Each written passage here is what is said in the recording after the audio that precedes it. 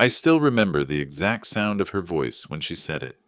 Cold, final, like she had rehearsed it in the mirror. Dad, we don't need you anymore. Just like that. No hesitation, no shame.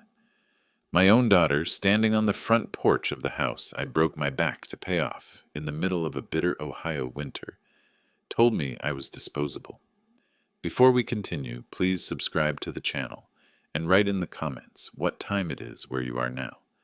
I'm 62 years old. I spent 35 years working at the General Motors plant in Detroit, taking overtime shifts, eating cold dinners from vending machines, so my family never had to worry. I didn't go on vacations.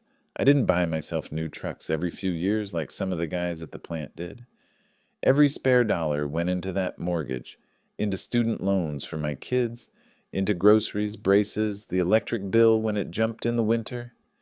And now, finally, the house was mine, paid in full. $280,000, no bank, no debt, just the security I thought my family would stand on when I got too old to work. But when she said those words, I realized I had been blind. She wasn't here to check in on me. She wasn't here because she cared. She and her husband had come with a stack of papers, a pen, and a smile that didn't reach their eyes. At first, I didn't even understand what I was looking at. "It's just paperwork, Dad," she said, sliding the manila folder across the kitchen table, like she was offering me dessert. But I knew the weight of papers. I'd signed union contracts. I'd read loan agreements. And when I saw my own name next to the word transfer, my stomach turned. She explained it with the calm voice of someone who's been coached. "You're not as sharp with finances anymore. It makes sense if the house is under our names. We'll handle the bills, the insurance. You won't have to worry about anything." But I did worry. I worried about the fact that 2 months earlier, she had asked me strange questions about my pension. Casual, like she was just curious. "Dad, how much do you actually get every month?" she'd asked, stirring her coffee. At the time, I thought maybe she wanted to plan for her own retirement. But now I could see it clearly. Those weren't innocent questions. They were inventory checks. I tried to laugh it off, to tell her I wasn't ready to give away the roof over my head. But then she said something that hit harder than the winter wind blowing through the drafty window. "We already talked to a lawyer. It'll protect you in case you start, you know, slipping." She tapped her temple with her finger, smiling at me like I was already senile. And her husband, sitting there in his pressed shirt, like he just walked out of court, didn't say a word. He didn't have to. His hand rested on the folder, steady, patient, like a man waiting for a deal to close. That's when I remembered something. A couple weeks earlier, I had gone into the kitchen late at night for water. He was on the phone in the driveway, pacing. His voice was low, but I caught enough. "Client fund. Nobody has to know." At the time, I thought maybe I misheard. But sitting there, watching his hand on my future, I felt a chill that had nothing to do with the snow outside. My daughter grew frustrated when I pushed the papers back toward her. "Dad, don't make this harder than it has to be. This is for your own good. We can't keep worrying about you mismanaging things." "Mismanaging?" I wanted to scream. I had managed to keep food on their plates during recessions, strikes, and layoffs. I had managed to keep the house when mortgage rates spiked and friends of mine lost everything. I managed when their mother got sick, when hospital bills stacked so high I thought I'd drown under them. And she dared to call me a liability? But I didn't scream. I just sat there, staring at my own daughter, realizing she had already crossed a line she could never uncross. I looked at the pen lying next to the papers, the pen they thought I'd pick up without a fight. My daughter leaned forward, waiting. My son-in-law's eyes never left me. And in that moment, I understood something terrible. If I signed, I'd lose everything I worked for. If I didn't, I might lose her forever. I pushed the pen away, and that's when her smile disappeared, replaced by something darker. She leaned back in her chair, folded her arms, and said words that cut me deeper than anything before. "Then maybe you'll lose more than you think. The night after that conversation, I couldn't sleep. I sat in my recliner with the TV on mute, the blue light flickering across the living room walls. Every creak of the furnace reminded me of all the years I'd kept this house standing. I'd patched the roof myself one summer when shingles curled in the July heat. I replaced the water heater after it burst in 2003. This place wasn't just a house. It was my blood and my bones poured into wood and brick. And now my daughter thought she could just sign it away like a used car. But the part that hurt wasn't the papers. It was the way she looked at me, like I was already gone, like my life had run out of value. I thought maybe she was just stressed. Maybe her husband had gotten in her head. But then a week later, I tried calling her to talk things through. She didn't pick up. Instead, I got an email. Not from her, but from him. Short, sharp. For everyone's safety and peace of mind, let's move forward with the transfer. Delays will only make things worse. Worse? What could be worse than your own daughter cutting you off? That's when the first real twist came. I drove over unannounced. I figured maybe, face to face, she'd soften. But when I got there, I saw something I'll never forget.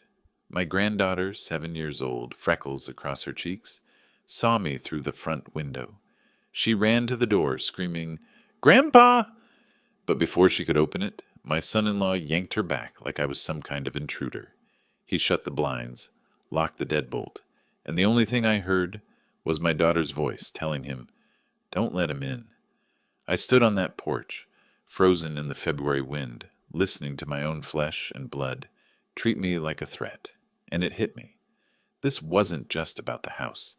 They wanted me erased, out of her life, out of my granddaughter's life. That night I pulled out old papers I hadn't looked at in years, bank statements, pension documents, even the will I drafted after my wife passed, and I saw a detail I had almost forgotten. When my wife was alive, she and I made sure the pension survivor benefits were ironclad. No one could touch them without my explicit consent. Yet here was my son-in-law, pushing me to sign things I didn't understand. Why? Then came another layer, a letter from the bank. They flagged a suspicious attempt to withdraw $25,000 from my retirement account. The request had my name on it, but I knew damn well I hadn't signed anything. And suddenly, that late-night phone call I overheard, his whispered voice about a client fund nobody had to know about, snapped into focus. He wasn't just controlling, he was desperate. Gambling, debt, maybe worse. Whatever it was, my pension and my house were his lifeline. But here's the part that tears me up. My daughter isn't stupid. She's a teacher. She knows how money works. She had to see the holes in his story, which means she chose to believe him over me. She chose comfort over the father who gave up everything for her. I wanted to storm over, pound on their door, demand answers. But another voice inside me whispered, "Don't rush. Let them think you're weak. Let them think you're fading. Because the more they underestimate you, the easier it will be to show them exactly who they're dealing with." So I started keeping records. Every email, every bank notice. I wrote down dates, times, little things they said. I even went so far as to keep a small notebook in my jacket pocket, like I was back on the factory floor logging machine maintenance. Only this time, the machine breaking down was my family. One evening, I was in the grocery store, just picking up milk and bread, and I ran into an old buddy from the plant. He asked how retirement was treating me. I almost lied. Almost said, "Fine." But something made me tell him the truth, and he told me something that stopped me cold. If they're pushing you to sign property over, be careful. That's elder financial abuse. It's a felony now. They can do time for that. I drove home gripping the steering wheel so tight my knuckles turned white. Abuse. That's what they were doing to me. Not just betrayal, not just greed. A crime. The next day I called my daughter again, straight to voicemail. I left a message, steady as I could manage. "I know what you're trying to do, and I won't let it happen." Hours later, my phone rang, her number. For a second I thought maybe she'd apologize. Maybe she'd finally hear me. But when I answered, it wasn't her voice. It was his. Calm, measured, like a man who thinks he's holding all the cards. "If you don't cooperate, old man," he said, "you're going to regret it." And just like that, I realized this wasn't just family drama anymore. This was war. When he said those words, "You're going to regret it," I felt something inside me snap. Not the kind of snap where you lash out. Number. It was colder than that. A slow, steady freeze that spread from my chest all the way down to my fingertips. For the first time in my life, I stopped thinking of him as my daughter's husband. He was just another man who thought he could take what wasn't his. And if I learned one thing on the line at GM, it's that when a machine is broken, you don't ignore it. You fix it before someone gets hurt. The next morning, I did something I never thought I'd do. I called a private investigator, guy out of Toledo, retired cop, mid-50s, sharp as a tack. Cost me $3,500 up front, money I hadn't planned on spending. But when he looked me in the eye and said, "If there's dirt, I'll find it," I believed him. For weeks, I went about my routine like nothing had changed. Groceries, doctor appointments, Sunday church service. I even waved at my neighbors like life was normal. But inside, I was coiled tight. Every night, I'd wait for a call from the PI. And when it finally came, it didn't disappoint. He laid it out plain. My son-in-law was drowning in gambling debt. Not just a few $100 on the weekend, but tens of thousands wired out to offshore betting sites. He'd even dipped into his own clients' accounts to cover losses. Embezzlement, fraud, a house of cards waiting to collapse. And here's the twist that nearly broke me. My daughter knew. The PI pulled emails between them, late-night exchanges where she begged him to stop, and he promised he would, right after one last win. She wasn't ignorant. She wasn't tricked. She was complicit. I sat at my kitchen table reading those transcripts, my hands shaking. Part of me wanted to tear them up, burn them, pretend none of it was real. Because admitting she knew meant admitting she chose him over me. And that was a truth almost too heavy to carry. But then another memory bubbled up, her voice at the diner a few months back, asking me what I'd do with my pension once I couldn't drive anymore. At the time, I thought she was just being practical. Now I saw it for what it was. Reconnaissance. I wrestled with it for days. Should I confront her? Should I give her a chance to come clean? My wife, God rest her soul, always said forgiveness was strength. But forgiveness doesn't pay back stolen money. Forgiveness doesn't protect a house from being signed away under false pretenses. One Friday night, I drove past their house. The lights were on, blinds half closed. I could see shadows moving, hear muffled laughter from inside. And I asked myself, if I walk in right now, will she even recognize the man who raised her? Or am I just a problem to be managed? I didn't knock. I just sat in the car, gripping the wheel, until headlights flashed in my rearview mirror. A police cruiser slowed as it passed, and that's when I realized I wasn't the one hiding. They were. The PI gave me a USB drive with all the evidence neatly organized. Bank transfers, client complaints, even screenshots of betting accounts. "This is enough to bury him," he said. "Question is, do you want to?" That question has kept me awake more nights than I can count, because turning him in means dragging my daughter down too. Those emails prove she knew. She might not have placed the bets, but she signed papers, looked the other way, and in the eyes of the law, that makes her more than just a bystander. One part of me wanted to protect her, shield her from the fallout, but another part, the part that remembered standing on that porch with my granddaughter crying behind locked doors, wanted justice no matter the cost. So I started preparing, quietly. I scanned documents, made copies, stored them in a safety deposit box at the credit union. I even told the PI to keep a backup in case something happened to me. Because let's face it, a man like my son-in-law, cornered and desperate, might do more than make phone threats. And here's where it gets even darker. A few days later, I found an envelope in my mailbox. No return address. Inside was a single sheet of paper.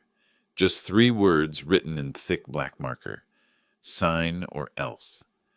I sat at my kitchen table staring at those words. the house silent around me. For the first time, I felt fear, not for me, but for what they might do next. Because now it wasn't just about betrayal. It wasn't just about money. It was about survival. And I knew then this wasn't a fight I could avoid anymore. This was a reckoning. I knew I couldn't sit on that threat letter, not anymore. I'd spent weeks letting them make me feel like I was some weak old man who should just hand over his dignity and fade away. But the truth? I wasn't weak. I'd carried steel on my shoulders for decades, worked through back pain and frozen winters, held this family together when life tried to rip it apart. Weak men don't survive that. So I called my daughter, told her to meet me at the diner on Main Street, the same one she loved as a kid, where we used to split a stack of blueberry pancakes on Saturday mornings. Nostalgia, I thought, might lower her guard. When I walked in, the place smelled of fried bacon and old coffee. The same cracked vinyl booths, the same waitress with a voice like gravel. My daughter was already there, sitting stiff, her hands wrapped around a mug. Her husband wasn't with her. That told me she was nervous. I slid into the booth and placed a small black USB drive on the table between us. Didn't say a word at first, just let her stare at it. "What's that?" she asked, her voice tight. "Everything," I said. "Your husband's gambling accounts, the embezzlement, the attempted withdrawal from my pension, every lie you've stood behind." Her face drained of color. She reached for the drive, but I pulled it back. "Not so fast. You need to hear me first," she whispered. "Dad, you don't understand." "I understand perfectly," I cut her off. "I understand that you chose him over me. I understand that you locked me out of my granddaughter's life, and I understand that you were ready to sign away my home while calling it for my own good." She shook her head, tears welling up. "I thought I could fix it. He promised me." "That's the thing about promises," I said, leaning in. "They don't mean much when they're backed by theft." For a moment I almost faltered. She was still my daughter. I remembered her in pigtails, holding my hand as we crossed this same street. But then I thought about the envelope in my mailbox. Sign or else. I thought about my granddaughter crying behind a locked door. Compassion hardened into ice. "I've already given a copy of this to the police," I lied smoothly. In reality, the backup was still in my safety deposit box. "So even if you walk out of here and pretend this conversation never happened, the law will catch up to him. The question is, are you going down with him?" Her hands trembled so hard the coffee rippled in the cup. "You wouldn't do that to me." "You did it to yourself," I said, "the minute you chose silence." She broke then, her shoulders shaking, her words tumbling out. She admitted he'd been borrowing against clients' funds, forging signatures, even pressuring her to sign false documents. She said she thought, if they could just get control of my assets, they'd have enough to dig themselves out. Hearing her confess should have brought me peace. Instead, it felt like sandpaper against an open wound. Because the girl I raised knew right from wrong. She knew better. And still, she betrayed me. I stood, sliding the USB back into my jacket. "Here's what's going to happen," I said. "I'll let the police handle him. As for you, well, you'll have to live with what you've done." She grabbed my wrist, desperate. "Dad, please don't let them take everything from us." I looked down at her hand, so much smaller than mine. The same hand that once clung to me on her first day of school. For a split second, I wanted to forgive, to protect. But then I remembered that single word in the mailbox, or else. I pulled my hand free. "You already took everything from me." I walked out, the bell above the diner door jingling like a funeral toll. The air outside was sharp with the bite of March wind, but for the first time in months I felt steady, strong. 3 days later, the news broke. Local attorney arrested on charges of embezzlement and fraud. His mugshot flashed across the evening broadcast, his once perfect tie crooked, his eyes hollow, disbarred, finished. And then came the phone call, my daughter's voice, ragged with tears. "Dad, they're saying I might be charged too. Please, you have to help me. I didn't answer right away. I just listened to the sound of her desperation, the way it mirrored my own loneliness. And in that silence, I realized the revenge wasn't just about justice. It was about finally making her feel what I had felt all along, abandoned. When I heard her voice breaking on the phone, begging me to save her, I felt a hollow ache in my chest. This was my daughter, my only child. The girl I carried on my shoulders at county fairs, the girl who fell asleep in the back seat of my old Chevy as I drove home from double shifts. And now she was crying because her world was crumbling. A part of me wanted to reach through the line and pull her back, to say it would all be okay. But another part, the part that remembered standing outside her locked door while my granddaughter sobbed my name, knew this was the price she had to pay. I can't fix this for you, I told her quietly. You made your choice. The silence that followed was heavier than any factory machine I'd ever worked beside. She tried again, whispering, Please, Dad. They're saying I could lose my job, my teaching license, everything. For a long moment, I said nothing. Then I hung up. It felt cruel, but it also felt necessary. The trial moved quickly. My son-in-law had no defense. The evidence was airtight. Every forged signature, every wire transfer, every client complaint. The prosecutor painted him as a man who thought he could gamble away other people's lives. He was sentenced to 8 years in federal prison. His law career was over before the ink on the verdict dried. And my daughter? She wasn't charged with embezzlement, but she wasn't untouched either. The school district put her on leave. Parents whispered in the hallways. She walked into the grocery store and people turned their carts the other way. Her reputation, the one thing she always held above water, sank. And though she kept her freedom, she lost her place in the community. The twist, though, the one that still makes me catch my breath, came a month later. I received a certified letter from my granddaughter's guardian ad litem. In light of her father's imprisonment and her mother's unstable circumstances, the court was granting me temporary custody. I sat at the kitchen table with that letter in my hands, the same table where my daughter had once slid betrayal across to me, in the form of legal documents. But this paper was different. This one was a lifeline. When my granddaughter came to live with me, she ran through the front door like she'd never left. She hugged me so tight I thought my ribs might crack. I knew you'd come back for me, Grandpa, she whispered. And in that moment, the bitterness in my chest softened just enough to let hope in. My daughter still calls sometimes. Her voice is small. Unsure, she asks if she can visit. Sometimes I say yes. Sometimes I tell her it isn't a good day. I haven't forgiven her, not fully. Maybe I never will.